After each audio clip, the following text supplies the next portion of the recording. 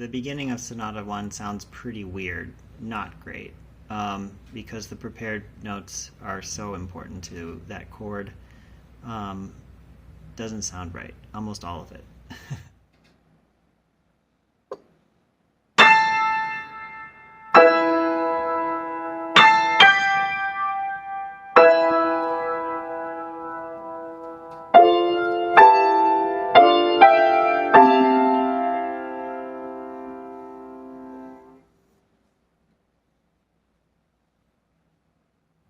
And sometimes when the prepared notes aren't really running the show, it sounds pretty good, like the end of Sonata 1.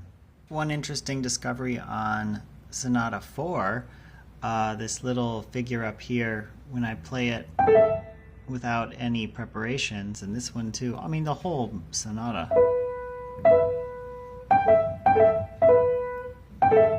it's clearly, very clearly bird calls to me.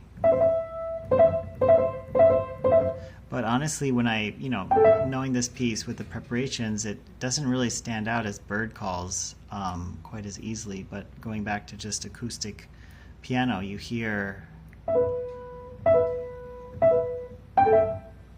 just hear more of that bird call energy.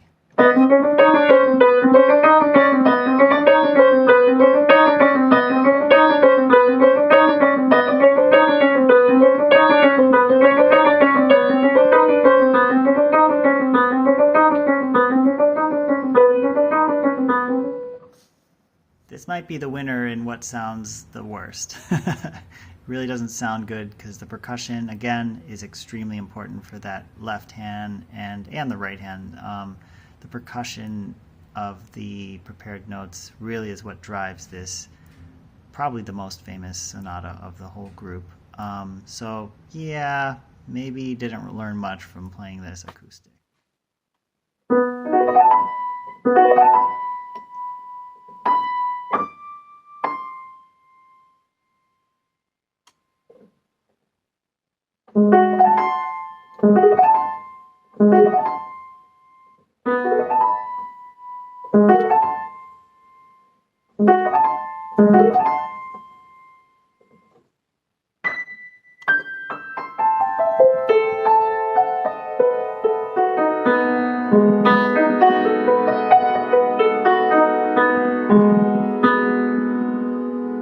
This was actually very illuminating to play like this because the harmonies are really quite beautiful.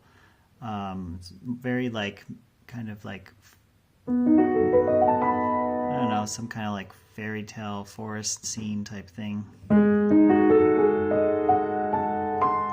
Really nice harmonies, especially this bigger run down here.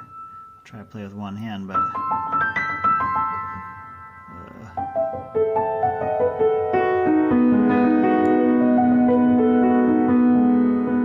that run, really beautiful stuff, very Debussy-like, very colorful. The colors of the harmony, I think, come out in a way that is illuminating, that enhances my understanding of this one. This is Sonata number 6.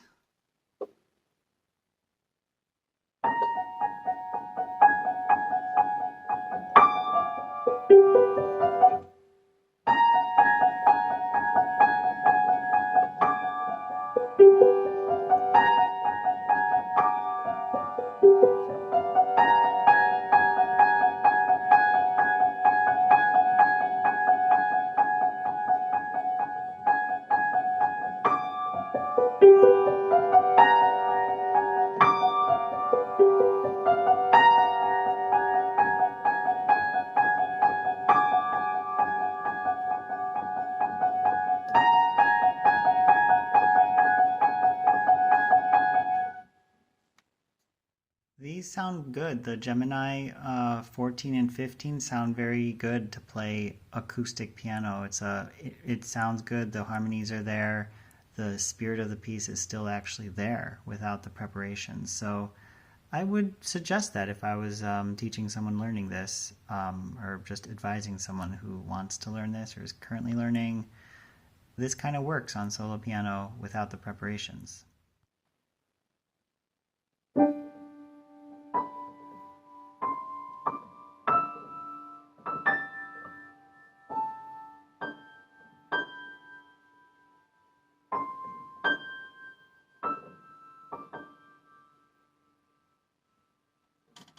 I have mixed feelings about playing this last sonata on unprepared piano. There are gestures that work. It's very C major-y, C major, um, and consonant sounding, like this theme.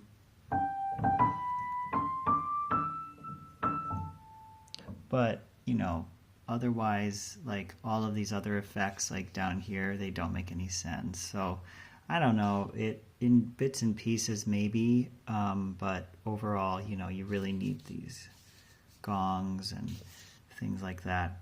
You could get a feel for the unprepared, or I guess you could get a feel for the melodic aspects of the piece, but without getting the real,